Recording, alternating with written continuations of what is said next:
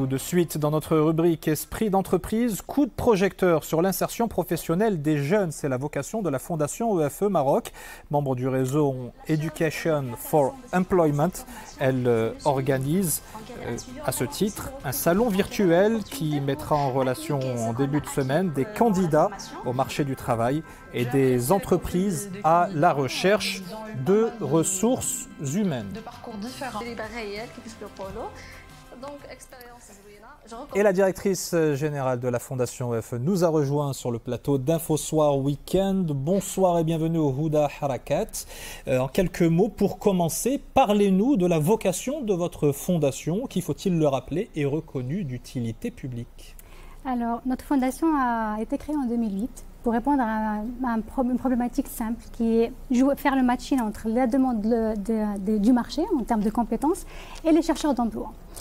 Donc, éducation pour l'emploi, c'est exactement ça, c'est développer des formations sur la base des besoins du marché et les faciliter à des jeunes gratuitement pour qu'ils puissent développer les compétences nécessaires et demandées sur le marché de l'emploi pour maximiser leurs chances d'insertion.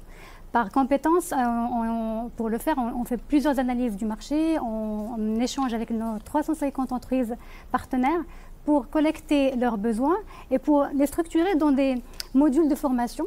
Et il ressort que la majorité des besoins se tournent autour des compétences comportementales, ce qu'on appelle les soft skills. Et EFE, on a fait sa spécialité, on a développé un catalogue de formation très large, très modulable, qui nous permet de répondre aux besoins du marché. Alors vous allez organiser pour la première fois un salon de l'emploi virtuel, ça sera mardi prochain. Comment est-ce qu'on peut y participer ? Alors c'est simple, en suivant nos pages sur les réseaux sociaux, on publie ouvertement les liens d'inscription à ce salon. Et ce salon s'articule sur justement connecter les jeunes avec des entreprises qui recherchent des compétences et faire en sorte que, au lieu que ce soit des jobs faits en présentiel, ce qu'on a déjà l'habitude de faire depuis longtemps, on en a fait déjà 5 sur le dernier semestre, le rendre virtuel pour élargir l'impact et le rendre le plus inclusif possible. Donc sur une seule journée, on peut avoir une vingtaine d'entreprises qui vont rencontrer des centaines de candidats et ainsi l'entreprise peut avoir plusieurs candidats à la fois et les candidats à la fois rencontrer plusieurs entreprises. Et justement, côté entreprise, quels seront les secteurs d'activité représentés du côté des employeurs potentiels ?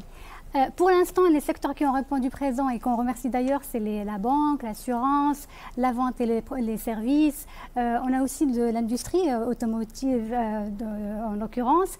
On a aussi les call centers qui ont répondu présent. C'est une première édition.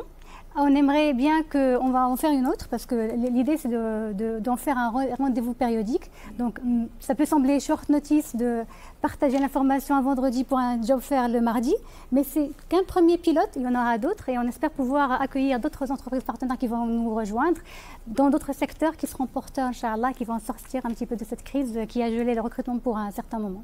Merci beaucoup d'avoir été avec nous sur le plateau d'InfoSoir Weekend. Je rappelle que vous êtes la directrice générale de la Fondation marocaine de l'éducation pour l'emploi, Fondation EFE, avec ce sommet salon virtuel qui est organisé mardi prochain.